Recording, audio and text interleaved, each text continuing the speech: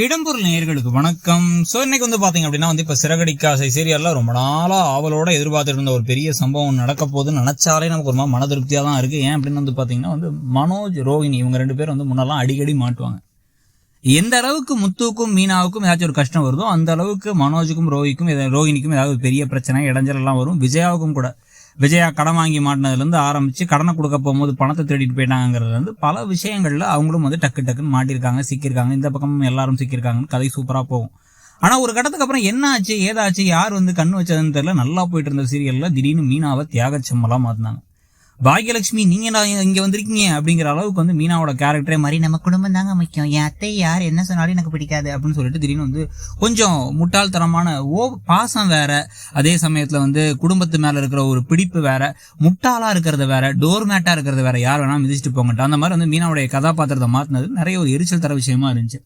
அதுக்கு பிறகு பாத்தீங்க அப்படின்னா மீனாவுக்கு எப்ப பார்த்தாலும் கஷ்டப்படுற மாதிரி வார்த்தைகள், ரோஹிணி கிண்டல் பண்ண, மனோஜ் எல்லாம் ஓவரா பேச, விஜயா அவங்கள அவமானப்படுத்தி குடும்பத்தையே அசிங்கப்படுத்த, நடுநடுவில் பாத்தீங்க அப்படின்னா சுதா அதாவது இந்த ஸ்ருதியுடைய அம்மா வேற ஏதாவது சம்பவங்கள் செஞ்ச உடனே கதை ஒரு மாதிரி நெகட்டிவா மட்டுமே போச்சு. பாசிட்டிவான விஷயங்கள்லாம் நடக்கிற மாதிரி கொண்டு போயிட்டு தப்பிச்சு விட்டுருவாங்க.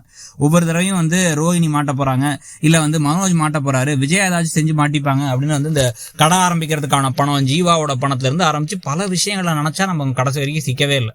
கதை ஒரே இடத்துல லூப்ல போயிட்டு திடீர்னு பிறந்த நாள் கொண்டாடுறோம், அதுக்கப்புறம் முத்துவோட காரை தூக்கிட்டு போயிட்டாங்க, மீனாவோட வண்டியை தூக்கிட்டு போயிட்டாங்கன்னு ஏதோ கதையெல்லாம் போயிட்டு இருந்துச்சு. அதுக்கெல்லாம் சேர்த்து வச்சு இப்ப கரெக்டா மனோஜ் தான் இந்த நகையை கொண்டு போய் திருடி வித்தாரு. அது மட்டும் இல்லாம அதுக்கு உடந்தையா இருந்தது யார் அப்படின்னு பார்த்தா விஜயா தான்.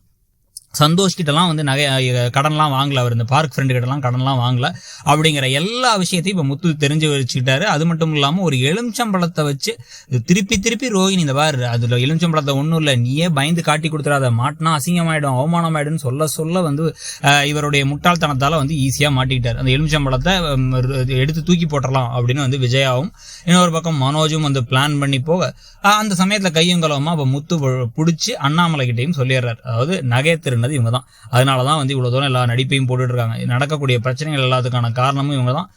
இவன் பணத்தை ஃபுல்லா தொலைச்சிட்டு வீட்டுல அம்மாட்ட சொல்லி அம்மா கிட்ட கொடுத்து வச்சிருந்த நகையை, மீனாவோட நகையை, தம்பி பொண்டாட்டியோட நகையை கொண்டு போய் அடகு கூட வைக்கல, மொத்தமா வித்துருக்கான் இவன், தாலி செயின் உட்பட எல்லாத்தையும் அப்படின்னு சொன்ன உடனே ஏன்டா அப்படி பண்ணன்னு கேட்டு அண்ணாமலை இத்தனை நாளும் நமக்கு சேர்த்து வச்சிருந்த கோபத்துக்கலாம், அண்ணாமலை வேற மிக்சர் சாப்பிட்றாரு நம்மளாம் சொல்லிட்டே இருந்தோம்ல, அதுக்கெல்லாம் சேர்த்து வச்சு பலார் விடுறாரு. நமக்கே பார்க்கும்போது ரொம்ப மன திருப்தியா இருக்கு. அடி விட்டது மட்டும் இல்லாம நடுவுல புந்து ஐயோ வேண்டாங்க அப்படின்னு சொல்ல அந்த விஜயாவையும் பார்த்து பலார் அப்படின்னு சொல்லிட்டு அடிக்கலான்னு கையை ஓங்கிட்டு நீ எல்லாம் ஒரு மனுஷி ஆடி அப்படின்னு கேட்கிறாரு. தள்ளு முதல்ல உன்னெல்லாம் பார்த்தாலே எனக்கு அசிங்கமா இருக்கு அப்படின்னு சொல்லிட்டு இருக்காரு. இதை வேற முத்து தடுக்க வராரு. இதெல்லாம் கனவா மட்டும் இருந்துச்சு அப்படின்னா சமகாண்டா ஆயிடுவாங்க. அப்படி இல்லாம நிஜமான விஷயமா நடந்து இதுக்கப்புறம் மனோஜுக்கு என்ன தண்டனை கிடைக்கணும்னு நினைக்கிறீங்க இந்த விஷயத்துலங்கிறத சொல்லுங்க. இப்போதைக்கு இந்த விஷயம் உண்மையாவே நடந்தா உங்களுக்கு மன திருப்தியாங்கிறதையும் சொல்லுங்க. தேங்க்யூ. இடம்பொருள் நேயர்களுக்கு வணக்கம். இன்னைக்கு பாத்தீங்க அப்படின்னா இப்ப சிறகடிக்க ஆசை சீரியல்ல ரொம்ப நாளா ஆவலோட எதிர்பார்த்துட்டு இருந்த ஒரு பெரிய சம்பவம் நடக்க போகுதுன்னு